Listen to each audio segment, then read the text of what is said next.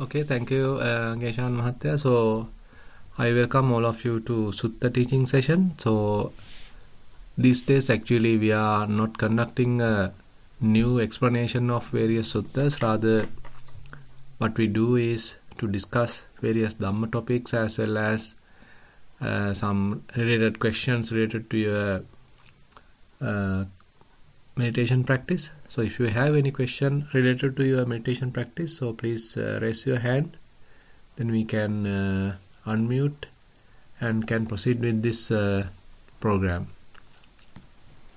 I don't see any hands have been raised, Swaminatha, so far. Yeah. Until such time, would you want to share about the retreats that you conduct as well? So anybody who is in US, they want to attend, they also can join. Yeah, I think last time as we discussed and mentioned, so while in US there are several programs listed up, and those are also listed in the nissarana.usa.org website. Let me... I can share that link right now. Yeah. I'll put it in the chat. Alright, so this is your opportunity to ask direct questions from the Venerable. So since we have less time, so it's good that if you can take the chance without waiting till the others are talking. If there are no questions, then we can... Okay, Vitarana. Okay, please go ahead with your question. Okay. Yeah. Just a question regarding, not sure how to, maybe a bit of a brief explanation, so not regarding the practice, but a brief explanation between the Samatha and Vidarthana Bhavana, I thought might be a good way to start, if you think that's a good segue, just because I think there were a few questions last time around as well, the difference.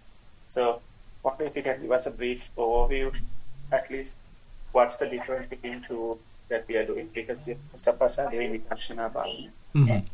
Actually, both are closely related. So, we can simply say that when typically our minds are scattered and they are unable to focus on to one subtle phenomena for a considerable period of time, and it's all around the world.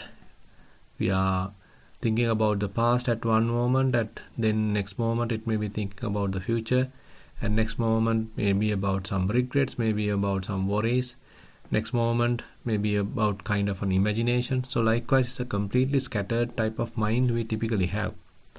So such a mind has to be restrained, has to be fairly focused. So in the first stage of samatha, so that is what trying to aim. So how to focus the mind, how to concentrate the mind. So that part actually appear like a prerequisite for vipassana. So for vipassana, actually the idea is to develop the wisdom. As a prerequisite to develop the wisdom, we need a kind of a concentrated mind so that we can focus it to a various kind of phenomena, and one would be able to investigate those phenomena and particularly to understand their true nature. Say, we'll take an example and that would be easy for us to understand. Now, typically we have the wrong notion. There are people, there is a person, there is an individual, there is I, myself. So this is the typical notion we all are sharing.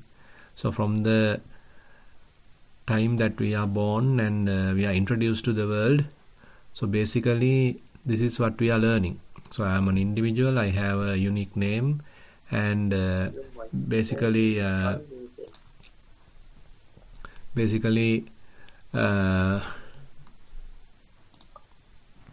one can understand that as we are proceeding, basically more and more information, more and more labels, more and more conventions, and these social conventions are very much like overpowering the mind, and we perceive them as existing objects, existing people, existing individuals, existing self. So this is how we perceive the world. And basically, now in order to understand the true nature, we need to do a kind of a, we can simply say, kind of a cognitive transformation. So currently we are wrongly trained, and that mentality has to be changed so that we may be aligned with the reality. So what we need first is a kind of a calming down the mind, relaxing the mind, focus in the mind, concentrate in the mind, so that we can make use of it for this proper transformation, proper investigation. And therefore during the samatha practice, we may be using various techniques to relax the mind, to calm down the mind, to focus the mind, to tranquil the mind. So therefore that appear like a prerequisite. And once it is fairly focused and fairly one-pointed, and then that can be used to bodily phenomena. For example, say the body can be further divided into multiple components, or we can simply say body parts. Buddha sometimes say 32 parts. So we are focusing our attention to various body parts. So in one sense it gives an understanding, okay, this is not a one single unit, it comprises of 32 parts. So this is one way of understanding. So we are dissecting the body and understanding, okay, it is not a one thing. It actually has so many little components combined together, arranged in a particular manner, and then we call it as a human body. We call it as a male, we call it as a female. So likewise, so we do some kind of an analysis using contemplation, using say this focused mind to various components, various body parts, and then one level we get an understanding, okay, it is a kind of a combination of so many body parts. To that extent we are somewhat wise. Previously we had the idea, okay, this body is just one unit, but now we have the idea, okay, it is not so. It is comprising so many little components. And assume that we are going further, and then we may be reaching another deeper level of understanding this body as a changing, or we can simply say comprising 4 elements: earth element, water element, fire element and air element. So particularly emphasizing the solidity, then fluidity, then airy, or we can say the movement, vibrations, and the heat. So the body actually a combination of all these elementary characteristics. So in order to recognize that, still we need certain amount of concentration. So again and again we are allowing the body to manifest its true nature. Suppose it is allowed to walk, and then we are trying to understand how these characteristics are manifesting, how the movements happen, how the vibrations happen, how the hardness, softness, roughness, heat, cold, all these things are happening. So now we are further going deeper to understand the true nature of the body. Now we are going through kind of a vipassana practice, going through some understanding, but samatha is necessary to maintain. The tranquil mind needs to be maintained. A focused attention needs to be maintained. So the samatha should be there. But now the main focus is, by the way, through vipassana to understanding. And as we are proceeding, then certain amount of wisdom being developed. But not enough maybe. Now we might have the understanding, okay, this is also not the various body parts, but it is comprising very elementary characteristics, elementary behavior, fluidity, cohesion, say hardness, roughness, smoothness, heaviness, lightness. Now all these things are very fundamental characteristics. We actually share even with the outside environment. Now we go to another deeper level. Okay, this inside or the internal and external are very similar. Internally also manifestations of elements, externally also manifestation of elements. So what's the difference there? So another level of ignorance is abandoned. So typically we ignorantly grasp this internal perception or internal objects as very important, very beautiful, but the outside is not that important and they may be ugly. But now we have another level. Okay, internal and external are just a convention. There is no difference. Whatever the internal elements and whatever the external elements are merely elements. So we come to another level of understanding. Now these are various levels of vipassana, actually. Understanding, wisdom. As one is going further, one may understand there are some common characteristics. Irrespective of the type of the element, they all are showing some similar characteristics. All are subject to arising, changing, and then passing away. Arising, changing, passing away. So this is a kind of a common characteristic shared by all the elements. Another level of understanding, another level of reality now we are kind of getting to know. And when one is further and further increasing one's understanding, probably he may understand, okay, these are extremely transient. We can't recognize them, or we can't say that they exist for a while, but they are very much transient, very much inconstant. They quickly arise and pass away, we can't perceive any existence even. So likewise, one's understanding further growing to the level of impermanence, and then it might transfer to the level of unsatisfactoriness. And how can we find a self? How can we find an eternal self? How can we find an eternal unchanging entity in this very inconstant, transient process? Then one may touch the non-self. So the three universal characteristics, impermanence, unsatisfactoriness, and non-self. Now, understanding this is another level of understanding in vipassana. So when one is further and further continuing, so this understanding may cause dispassion. This understanding may cause disenchantment. So this is the result actually. As a result of this understanding, disenchantment is the result, dispassion is the result. Now mind basically reduce the grasping as a person, as an individual, as a self, as beautiful. Rather now mind understand, okay, mind has certain amount of understanding now, which prevents the mind from grasping. So one may perceive a little bit of calmness, relaxation, non-grasping, little bit of lightness. So all these things are, we can say, the results. And as one continues, maybe there are instances that the mind completely let go of the whole grasping.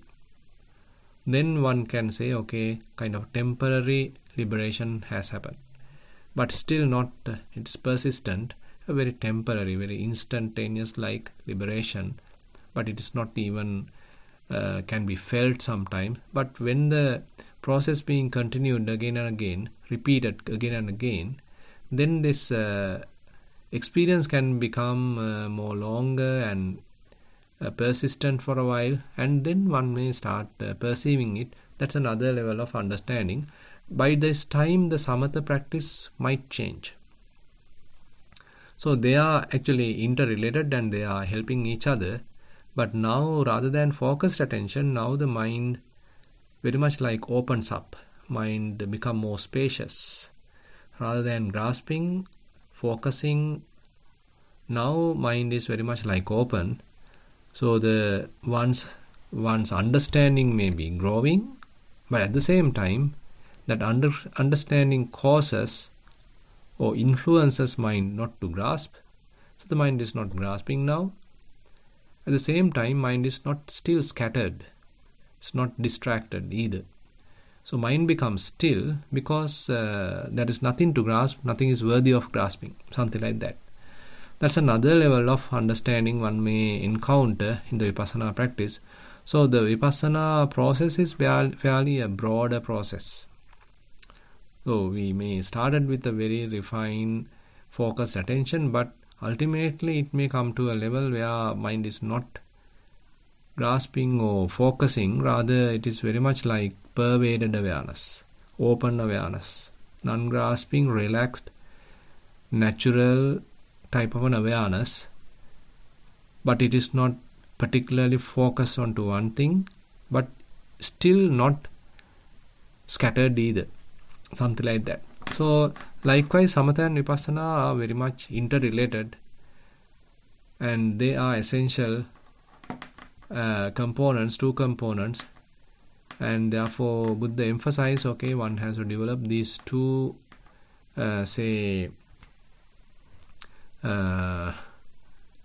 qualities or these two skills as some supportive conditions for one's understanding.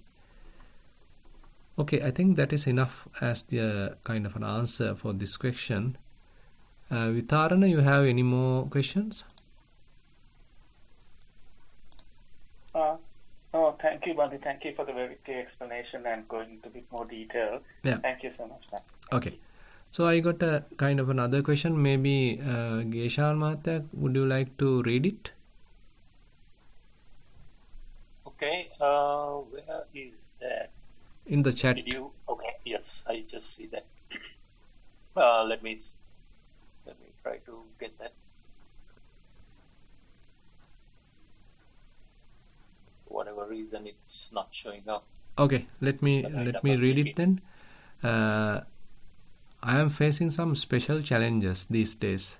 Fear arises when my thoughts about the future, the insecurity and openness get dramatized. Fear from the unknown, I guess. But I know if I can keep my mind, heart peaceful and clear, there won't be much trouble for me, regardless of how things evolve in the outer. Fear is very dangerous, Bhante. It undermines my clarity and confidence. Now I have fear from the fear. Bhante, any comment of yours is appreciated. Thank you. Okay, I think so this is very much like what we call the anxiety. So we may be thinking about the future, which is quite unpredictable and quite demanding, and again sometimes appear like vulnerable and appear like unsafe. So this is the world that we are living. So the sensual world is like this. So you can't even though we are trying hard to find the safety, so we can't guarantee the safety. Even though we say, okay, it is 100% insured, it is fully insured, so we can't say it is 100% safe still. So there may be plane crashes, there may be accidents, there may be earthquakes, there may be floods. So various kinds of maybe natural disasters, there may be various other human-made disasters, all are possible at any time. So this is the reality that we need to understand in a way. So by thinking like that, by the way, one can end up with anxiety. That's the problem. So your question is very much, I feel like that. So why this fear has come? Probably you are thinking too much about the future. If you start thinking too much, you can end up with this kind of an anxiety, kind of a fear, and then it's a kind of a never-ending loop, kind of a vicious cycle. So better withdraw from that vicious cycle by paying attention to something else. Because we have to, in a way, immediately we can't find a solution. And we can't make the world a safe place either. We can try to prepare the mind or develop the mind so that even though the world is fluctuating and world is going through some chaos, is it possible for us to maintain a calm mind? So that is pretty challenging, but still that is what Buddha is aiming at. You can't make the whole world a beautiful place. Still we may have to do our best to contribute in a positive way, but still underneath we need to have an understanding, okay, everything is impermanent, as we already discussed. So that is the understanding one may be gaining through vipassana. So one may focusing attention to this very body, these feelings, perceptions, formations, and that understanding is not unique to the body. It is common to every conditioned phenomena. Then you are generalizing that understanding, to the whole world, even to the whole universe. Then you may understand, okay, it is an unsafe place. There is no refuge in the world. There is no refuge in the conditioned world. So that may be the broader kind of a understanding one may be getting. So that understanding may prevent you from kind of a suffering in a way. So that's the beauty, by the way. So one might think, okay, if I am thoroughly understanding that, I become more and more anxious. But the opposite is possible, where you accept it, you surrender to this understanding in a way. Because if we grasp only, we may suffer. If we wrongly perceive as a person, as an individual, what we call as a self-identification, then one may be suffering. But how about kind of disclaiming? So there is no person here, there is no individual, there is no self. So all these are different labels, conventions, and things are utterly transient. So in this transient world, there is no possibility of finding a lasting happiness, and things are in a kind of uncontrolled manner. So likewise, when the wisdom is developing, slowly mind start abandoning things, non-grasping things, and then you may feel kind of a relaxation. So therefore, to give you an answer, you can have different levels of solutions. One thing is, at first, you can probably listen to some Dhamma, you can read some Dhamma books, so that you get a kind of a calmness in one sense, and on the other hand, some sort of a understanding about how the world is. But still, this understanding is quite superficial. You may have to do some practice. So that's why we are starting with mindfulness practice.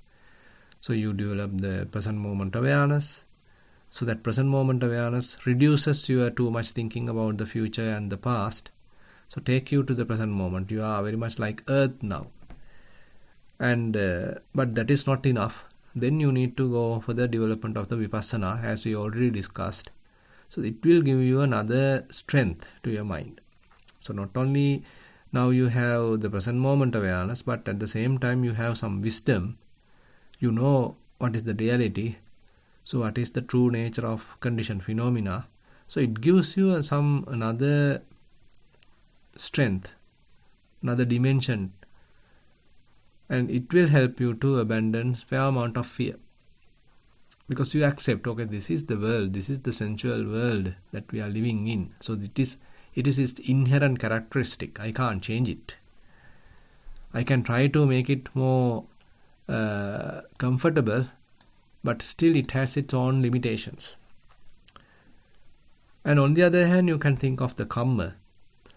So kammassa komhi, kamma dayado, kamma yoni, kamma bandhu, kamma patisarano.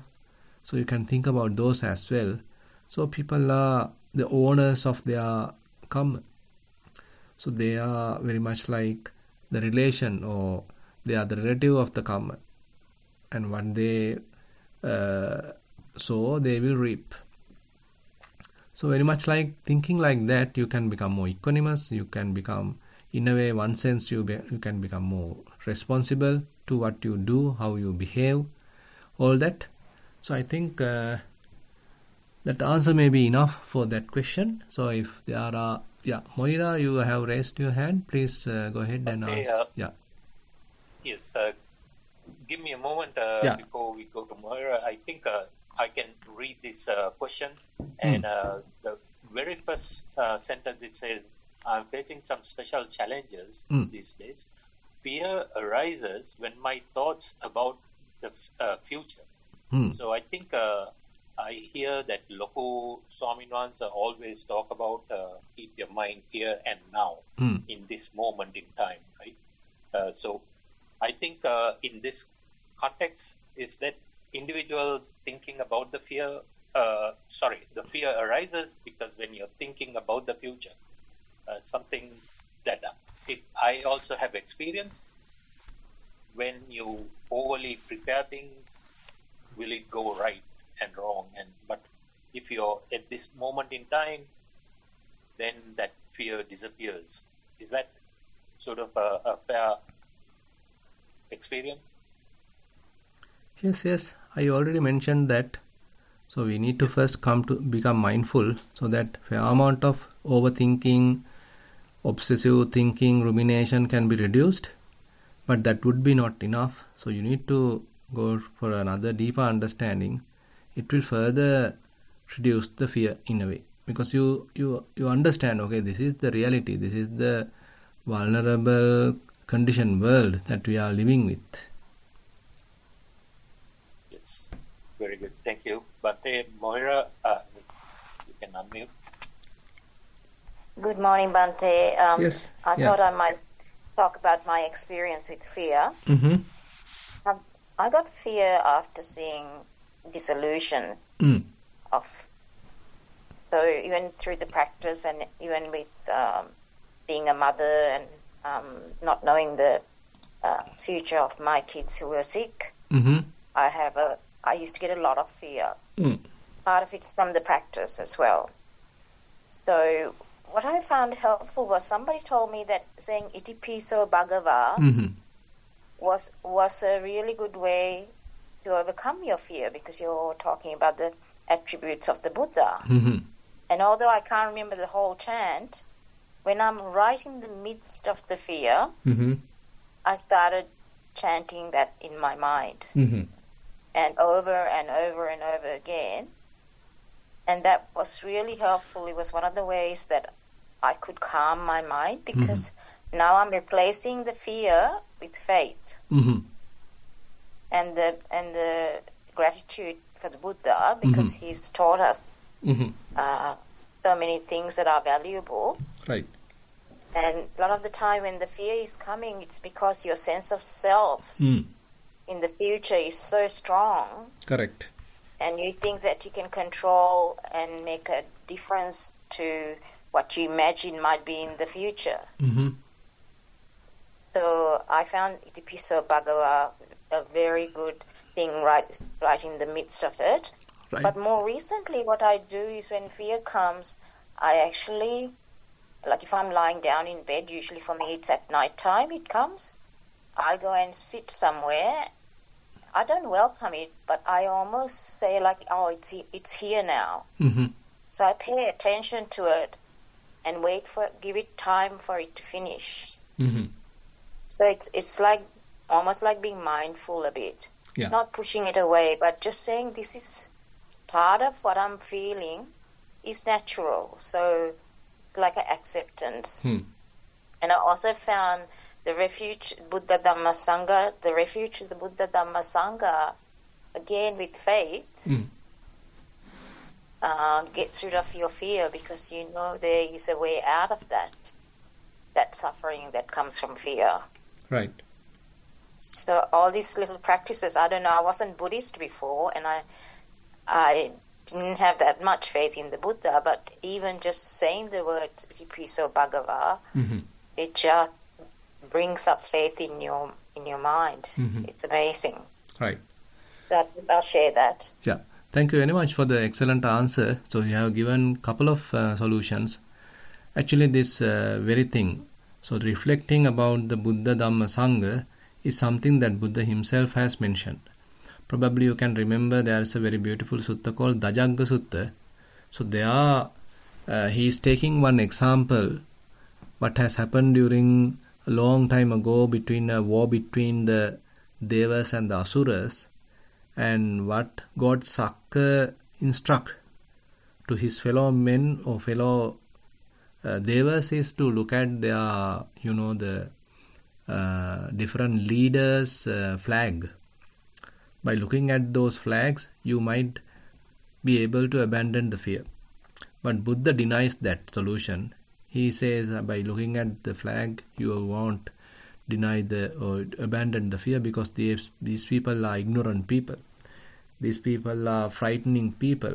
So you can't have a solution like that. Instead, he is suggesting, okay, if you are in a kind of a fearful situation, okay, reflect about the Buddha's qualities. Itipiso bhagava arahang samma sambuddho. So likewise, so if you are able to reflect the qualities of the Buddha, you may be able to abandon the fear.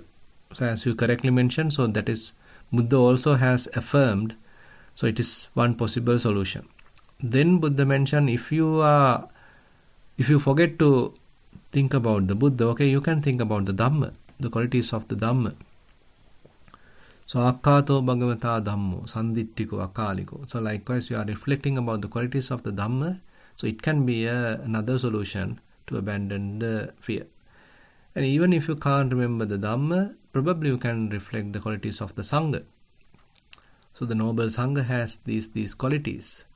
So when you are reflecting the qualities of the Sangha, you may be able to abandon the fear. Now these are, as you mentioned, it's a kind of a faith-based practice. You need to have a certain amount of faith already established. Then it may be quite easier for you to abandon the fear by reflecting the Buddha Dhamma Sangha. And it is not mere reciting words, but rather you truly, wholeheartedly, if you are able to reflect the qualities of the Buddha Dhamma Sangha, then you may feel like you are not lost or you are not in danger. Even if you go through a kind of a danger, still you may be very much like protected in a way. So that is one thing. And the other thing that you have mentioned, a beautiful method, is to recognize the fear. So rather than, fearfully trying to overcome it or to get away from that or run away from that, so you wake up, you go to another seat and you acknowledge it. Okay, there is fear. There is fear. So that perception is very, very important. So that method is very, very important, because fear is another suffering, another type of suffering.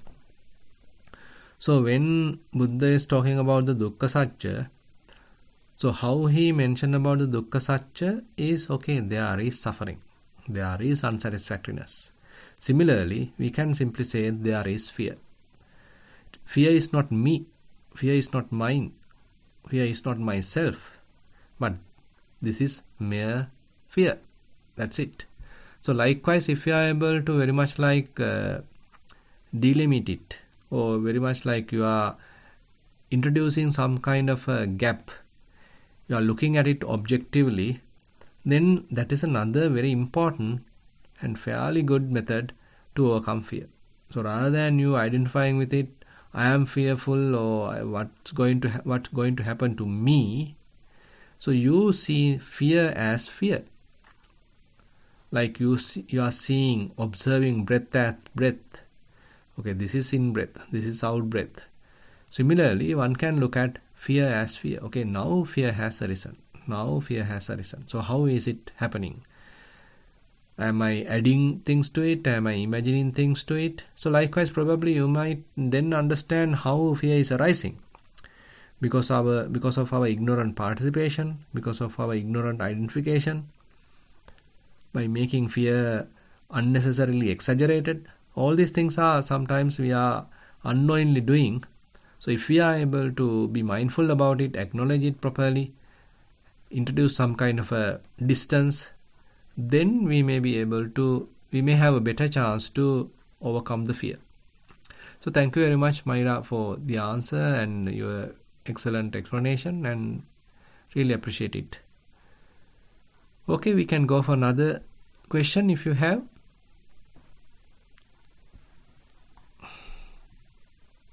There is nobody who have raised their hand. Yeah. And, so far. Okay, there is one question has just come.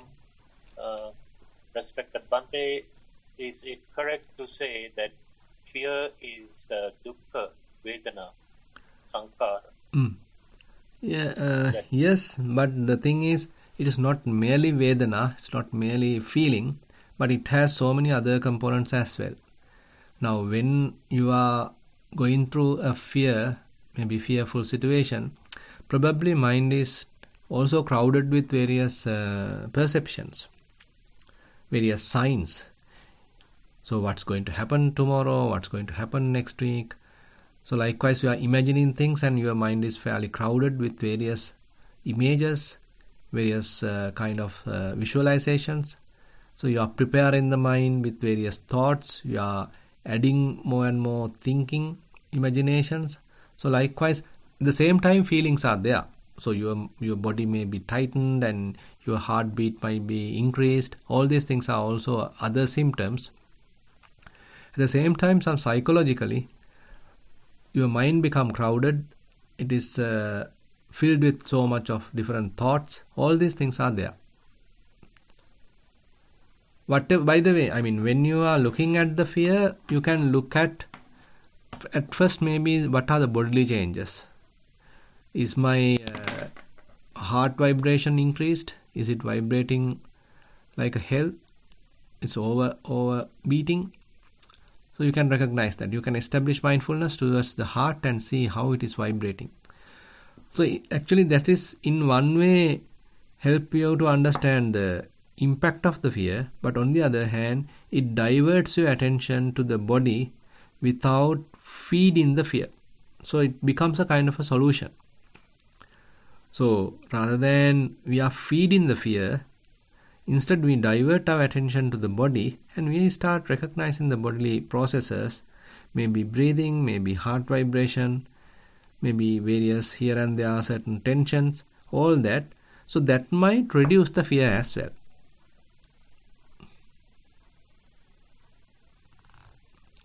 Very good. Thank you, Bhante. And I think Rupika, you can unmute now and then ask your question.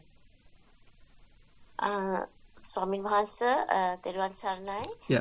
I am going for a 1 month self-retreat from the 1st of September to the 30th of September.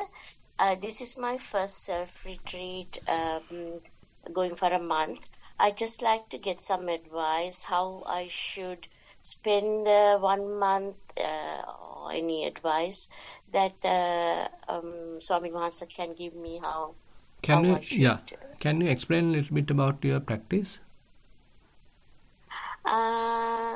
I have been doing meditation for a long time, and I've come for your retreats and from the start itself from Dhammajiva Hamdruo. So I have been more doing the looking at my mind, and the 5 khandhas was my thing of investigation. So I feel quite relaxed. At the moment I'm okay. In one sense, what sense, Bhante, do you want me to? Yeah, no, actually, that's what I want to know where you are. Just to give the answer, I mean, just to answer the question, I need to know where you are, what is your practice, something like that. So therefore, I suggest to continue the same thing. So you mentioned that very much like you are looking at the mind and you can recognize various thoughts and, different formations arising in the mind. So that should be the practice for all this time. It has to be a kind of a relaxed practice, by the way, because when you are in this type of training, in the sense the training of the panya, the wisdom training, so it has to be really relaxed. So if you are forcing yourself, if you are striving, then things can go wrong because you are unnecessarily putting effort. Because you know that when you are able to keep the mind fairly relaxed, fairly calm, fairly quiet, that means already no much distractions. But unfortunately, if we put too much effort, it can cause restlessness. Because now you are putting unnecessary effort to a place where there are no distractions. So then it is happening in a counterproductive way. So therefore, just have a very relaxed approach during this 1 month program. Right. And I just wanted to find out, like, should I have a program or just take one moment at a time, that sort of thing, because I am I'm relaxed. I see the 5 khandhas happening all the time. So I just don't feel like I need to do anything. But I just wanted to find out how I should. But because it's a month and I have not gone for a month-long retreat, I just wanted to know whether I should have a routine or just take it. Introducing a routine might be rigid at this level. Rigid. Yeah. That's what I thought. Yeah. Just take it as it comes and do walking and sitting meditation. Yeah.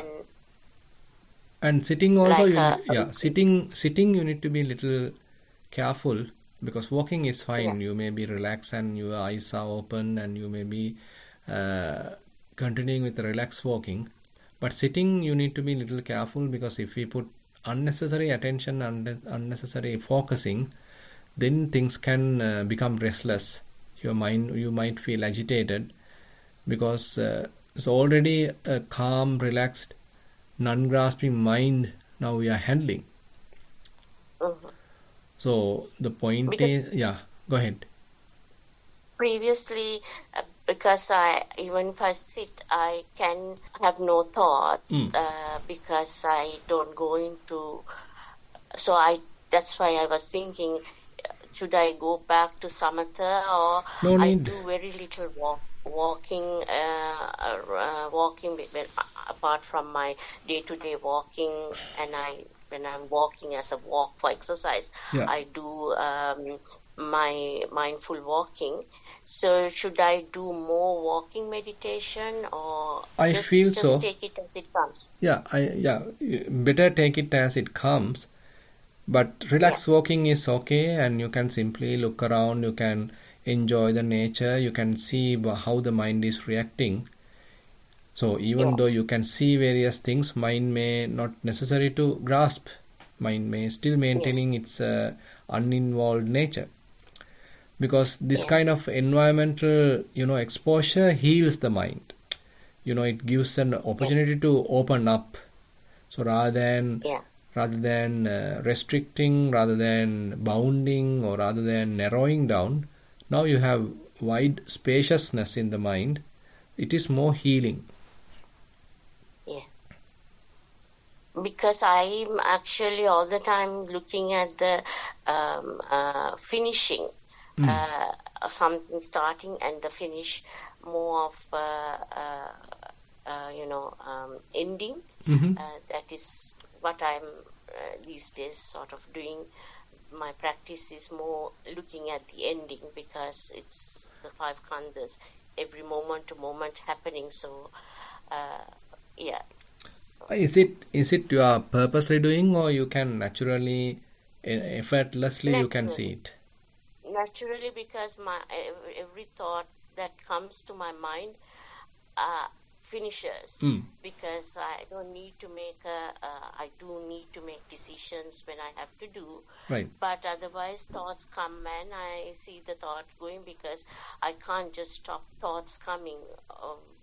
So just thoughts come randomly and they go away, and sometimes I have to do something and thoughts come. So I just see my thoughts from my thoughts. Right. I don't know if I explain. Yeah, I think that's okay. That's good. So basically, you thoroughly may understand, thoughts are very impermanent and they are coming just to go. They are not permanent residents. They are merely visitors. So that's a very good understanding, very good way to go. I think you can continue the same practice. Do it in a more relaxed, joyful manner. Right. Yeah. You also said to if I don't have thoughts, just to keep. That is, can I have a little bit more guidance there, Bhante? Now, if I don't have any thoughts, do I need to come back to my breath as an anchor? No need. You should not come actually. You should not come. Just keep the mind without an object. Right. You don't need an anchor. Rather, let the mind simply stay quiet simply stay boundless, simply stay unattached. So this unattached nature would be the refuge. Right. Because of sometimes just of the silence, you just feel either the stomach, falling and rising, because of the silence, just something predominant at that moment might come up. Then you just observe that at that moment. I don't think that is also necessary, because if you pay attention, everything is working, because this is a living body. All these processes are happening, but now mind doesn't want to look at them, mind doesn't want to involve at them. Let those processes happen by themselves. We don't need to worry about them.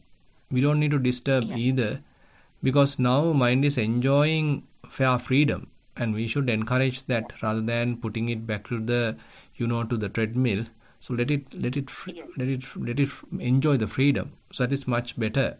Actually, the practice comes where how you are understanding the defilements, mainly the subtle defilements, how the subtle, in a subtle way, how we do the self identification, eye making, mind making, various kinds of measurements, comparing myself and the other people, and we are making a self here, and then we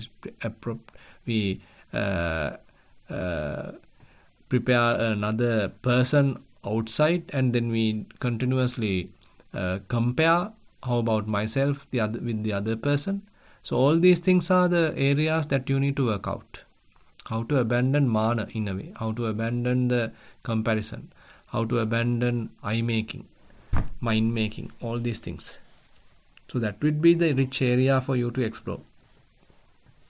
Yeah. Okay. Thank you, Bhante. I just thought because I have not gone on a self-retreat, I get some advice. Thank you so much. Thank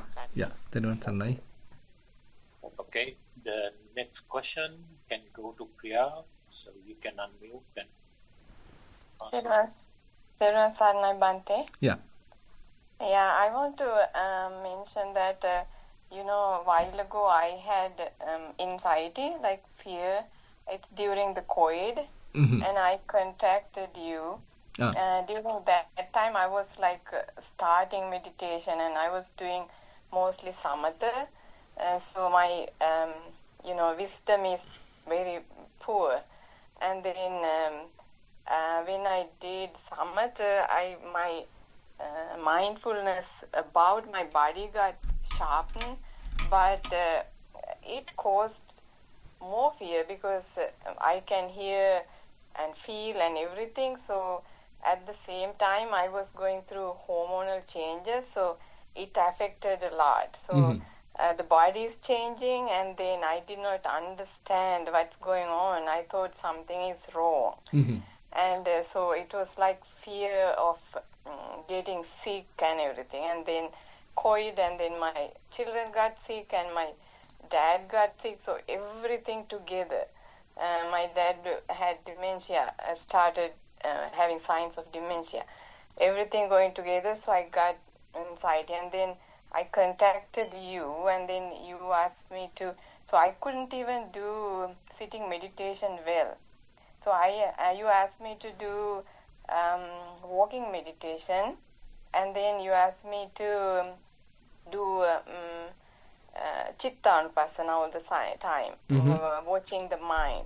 So I started doing that, and then I started watching mind as outsider, like I'm watching my mind like outside. So it helps me a lot. Like Mora said, the turning point was I started accepting it. I did not try to push it away. Yeah. And then I accepted it, and then I start practicing a lot of gratitude. And that literally I can see when I practice, literally I can feel how my body and my brain is changing, like secreting good stuff, like dopamine or serotonin, which help me to calm down. So gradually, with acceptance and everything, it doesn't go away right away. But you have to keep on practicing it, but have faith that it is going in the right direction. Yeah. And now I think that is one of the best thing happened to me because my mind became sharper, right, and I understood myself, yeah, and I understood the nature of everything. Mm-hmm. So I still sometimes get anxious about things, not fear, like things like if my mom is alone, sometimes when I call, if she doesn't pick up, and I get anxious like that. Mm-hmm. But not fear like before. So it got dissolved. Your help, with your help actually, you helped me, you guided me. Good. Yeah. Thanks for sharing that experience and that information. Actually, depending on the situation, we have to adjust our solution. We need to, kind of customize the solution because in general we can give some advice, but when it comes to a particular situation, we need to see what exactly causing the fear and what would be the best solution at that moment, depending on the situation. So it seems that for you, rather than involving more body investigation, kind of mind investigation, Chittanupassana worked really well.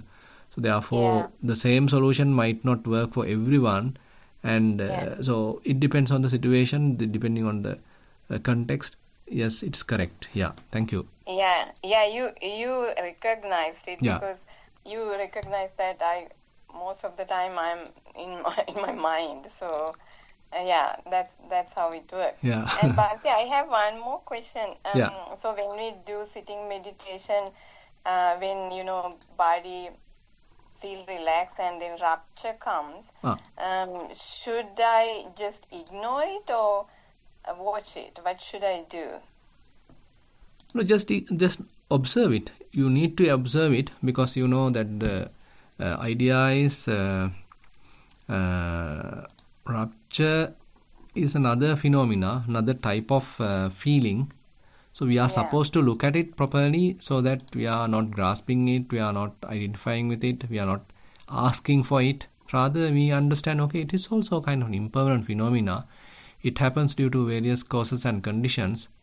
And so therefore, we can't depend on it. So likewise, we get the proper understanding or proper perspective of rapture. Piti patisangvedi asasissamiti sikkati. Sukha patisangvedi asasissamiti sikkati. So basically, Buddha advice, okay, whenever rapture happens, whenever happiness happens, so look at it objectively. Have a kind of a separation. Look at it objectively. How it is happening, how it is changing, how it is arising, how it is passing away. So very much like how we treated the breath. I see. So I was thinking when it happens, I have a desire for it. So then I should watch my mind and see how my mind react to it. Right? Is that correct? Can you repeat? Sorry. When rapture comes, I have a desire for it. I want it to be there. Yes. So when that happens, should I watch my mind and that's see also how possible. it reacts? Yeah, that is also possible. Now assume that rapture comes, immediately mind want to keep it longer and you want to enjoy it. So that desire, if you are able to recognize, that is also another way of treating it. It's also a good thing, because what we need to do is to stop that desire, and only on the other hand we have to look at the rapture as merely rapture. It is not me, it is not mine, I don't want, I'm kind of so very much like it's a kind of a conditioned phenomena. So looking at the rapture as it is, but unfortunately if we already grasp it, already kind of have a desire for it, Now we can look at the desire. Since you are more into Chittanupassana, since you prefer Chittanupassana, I think that also will work for you. No problem. Okay. Yeah. And then, Bhante, when everything is like a flux, everything is, I cannot find a beginning, middle, or anything. It's changing really fast. And then I get confused and thinking, I keep on in the same position or same situation, but I don't know how to go further from there. No, basically what you see as impermanent, which are you talking about, the rupture or anything else? No, rupture comes and then it's like a lot of vibrations. And so it's like the whole body is like tiny Good. vibration. Good. Just look at it. Keep showing it to the mind. That's the only thing we can do. Then the changes may happen within the mind with time. Oh, it's a kind. So what happened to me, Bhante? Because it's the same thing and there is nothing changed. It's the same thing. Yes. Mind get bored. Correct. Okay, that's okay. Then what happened? Next. Then I stop. No.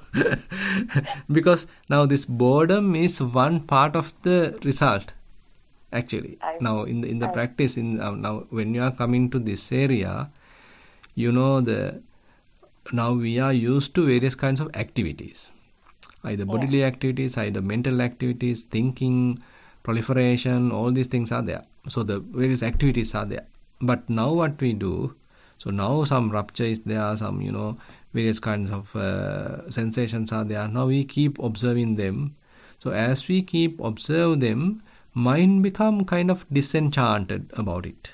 Mind doesn't want to look at it. It become bored. So that is a result of this situation. That's why we are keep on showing it to the mind. Then this is a precursor for abandonment. I see. So sometimes it lead me to sleepiness. Yeah, it can. Certainly it can. So keep doing, because you are in the correct path. So certain things can happen. One thing is, as you said, you feel bored and you abandon the practice. That is one thing. The other thing is you feel bored and you feel drowsy and you fall asleep. That's another thing. Other thing is, unlike before, previously you were quite happy and the practice is quite enjoyable. Now you feel, okay, it is not that enjoying. It's almost like really boring. Same thing happens every day. You feel discouraged. But all these things are the correct symptoms actually. So you need to understand it properly. It's a matter of continuing the practice. So the practice will slowly teach the mind, makes the mind more mature without expecting various incidents.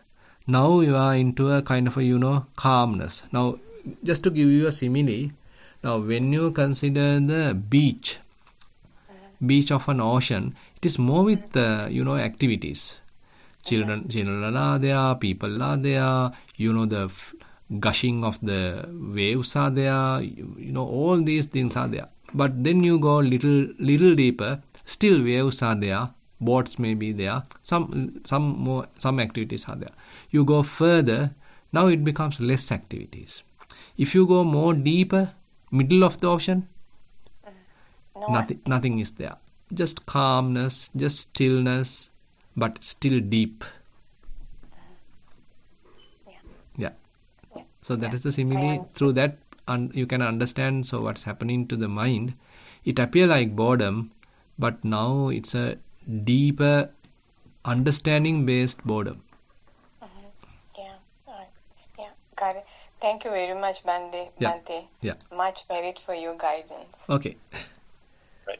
Swami Nwansa, there are two questions. Right. And Jennifer is here today. Yes, Jennifer has raised the hand. Yes. Yes. So should I go with the question? Yeah. Okay, Please let Jennifer talk first. Yeah. Okay. Jennifer, you can wait. Is that? And let me go with the questions. So Vimal Disanayaka is asking, in definition, it was learned that Anichang, I don't know how to pronounce that single word, next one. Kayattena, Anichang kayattena. Impermanence due to the decaying. Impermanence due to decay. Dukkam bhayattena. Suffering due to fear. Annattang asara kattena.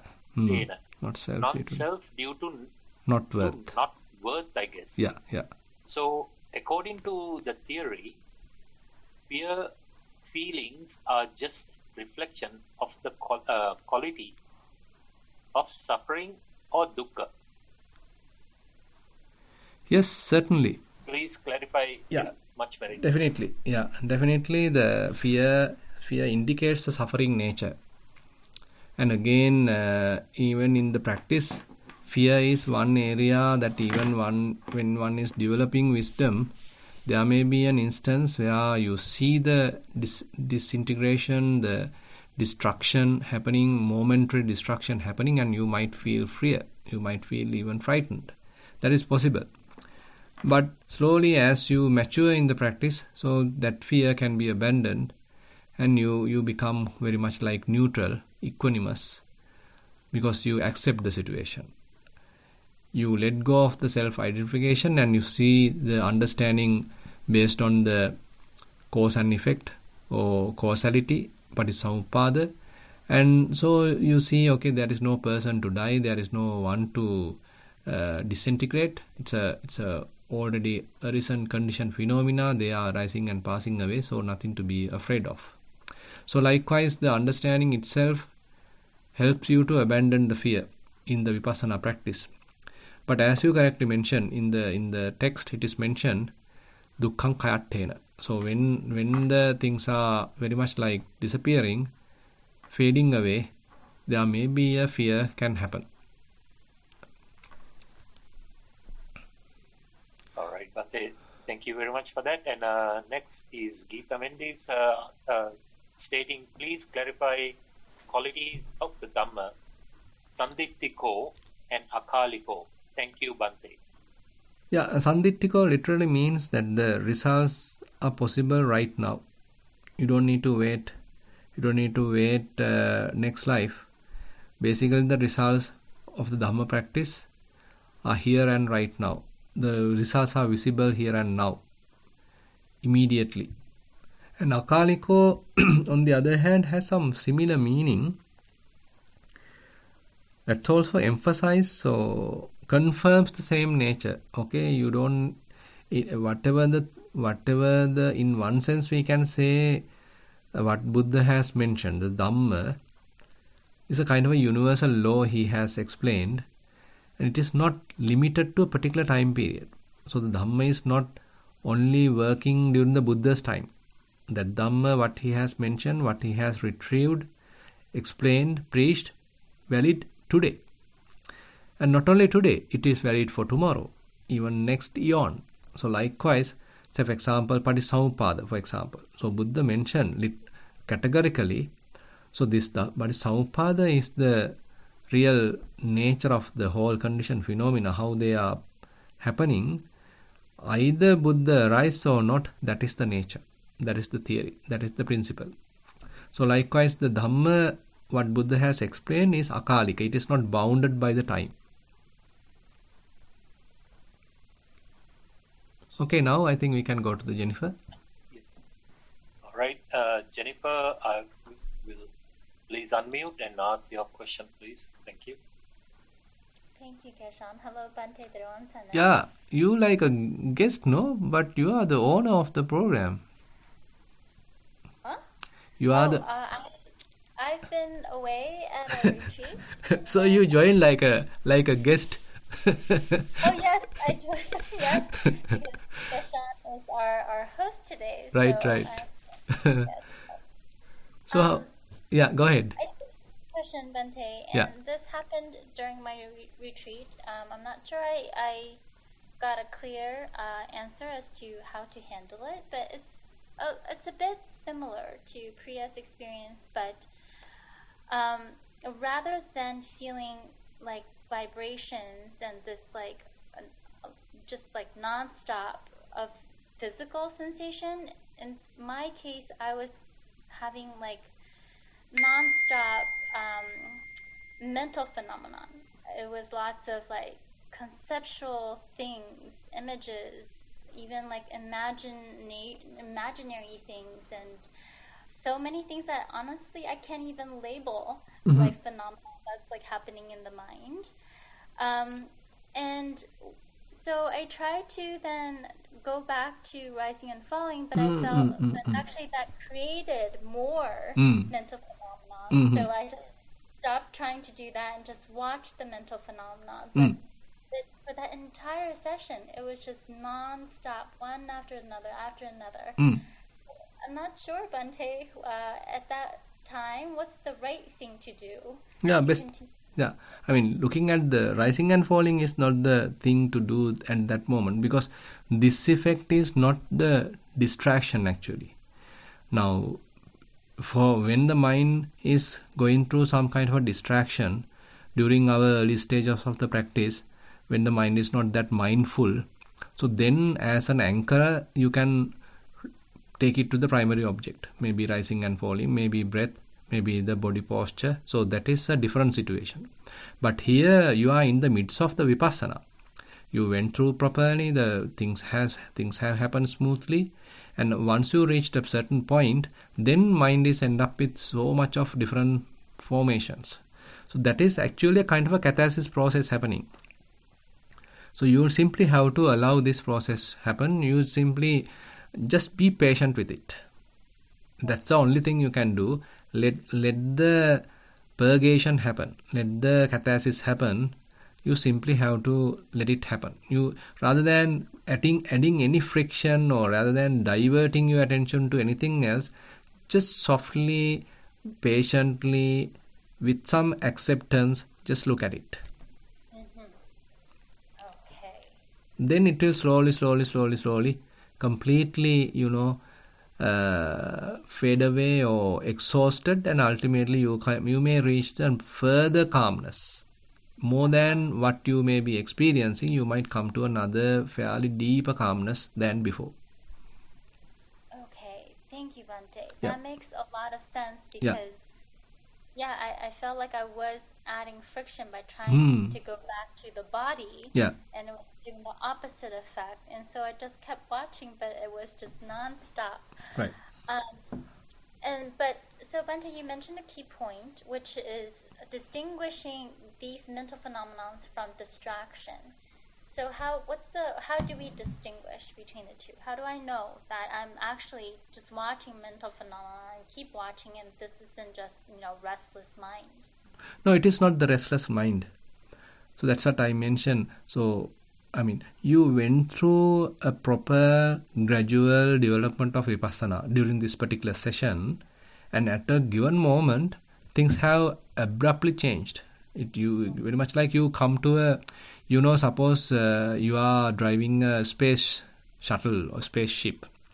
You go through complete emptiness, and then all of a sudden, all different kinds of I don't know what the term. Ozone. Sorry? Ozone. Passing the ozone layer? Yeah, passing the ozone layer, or some kind of, particles. So you go through some such a thing. So it's a matter of just going through it, safely. Then you again reach the complete emptiness, something like that. Okay. Thank you very much. Yeah. Thero Sannai. Yeah, Thero Sannai. Very good. Swaminatha, there is one more. Can I? Yeah, we'll take that as the last question. Yes. All right. Very good. Rupika, you go ahead. This is Thero Sannai. Yeah. Sorry, I forgot to ask you. I recently had an experience. About 2 weeks ago, my mother passed away, and when I was told the news, I was very sad. I closed my eyes to contemplate, and I couldn't see anything except for I could see red earth falling like සිංහලෙන් කිව්වොත් ඉම්බන්දේ කන්දක් කපනකොට අර වැලි වැටෙනවා. That's what I saw the whole time, red earth falling and falling. Then I don't know what happened to me, but yeah. Then I opened my eyes because I was in good senses. But that's all I could see, and that's all I got in my mind. Then I opened my eyes to see, and then I closed again. Then it was happening again and again and again for some time. But this actually was a very good thing. The whole process of the death, I mean the funeral, going around this thing, at the end, I could only think of this experience and the Patavi Dhatu, my mother. It didn't come as a sorrow, but this whole thing was like the Patavi Dhatu. I just thought I'll ask you, is there anything? This has happened to me sometime as well. When meditating, walking, meditating, I just see the particles of sand going like passing me, just, yeah, it's just all part of the red color earth that I see all the time sometimes. So I just thought I might check with you what I'm supposed to do, because it is a surprise, and then I open my eyes and then I go back and then I open my eyes again because I don't know what to do, and then it passes away. So next time if I have such an experience, I thought I might ask you now, what is the current situation? Current situation? I mean, once you close your eyes, what is the currently what you see? Nothing? No, I don't see like this. Right. This has happened a few times suddenly. Yeah. Okay. Then don't worry about it. It's a kind of a temporary situation, and you might have gone through probably the same kind of a situation what we already discussed with this Jennifer. Maybe same scenario. On the other hand, it may be mere perceptions, mere visualizations, and it may be another situation, not the previous one, but maybe kind of a visualizations. Mind is going through certain visualizations, perceptions, and you simply let them go, and again it may come to the calmness, clarity of the mind. So the clarity of the mind is something that we need to appreciate rather than this, trying to figure out what I perceive. It may be difficult to exactly find out what it is, but on the other hand, once it has gone, once it has let go of, then we may reach the clarity of the mind. That is something to be with or to appreciate. Yeah, because I don't do this, or I have not visualized anything. Yeah. No, it's you are not purposely doing it, but mind might have had it kind of underneath, and now it has come to the surface. Right, but it helped me all the time to just understand the phenomena that passing away is, and it was, I just felt very grounded at the time of the whole ceremony and whatever, because this is what was in my mind, and that came